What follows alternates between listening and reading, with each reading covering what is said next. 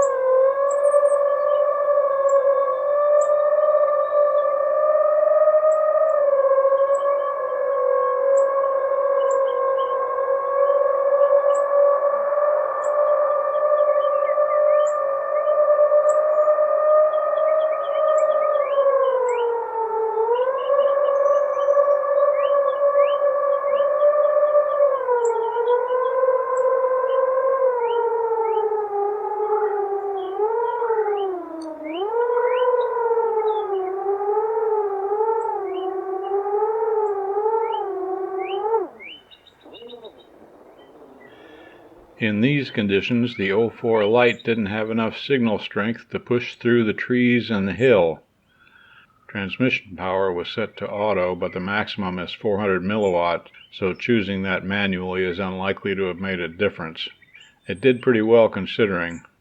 The 04 Pro was set to 1200 milliwatts. I wasn't sure what auto would do under these conditions. The small antennas on the 04 Pro were 3 megabits per second at this location. I was getting a bit nervous. The large antennas were 9 megabit per second at this location.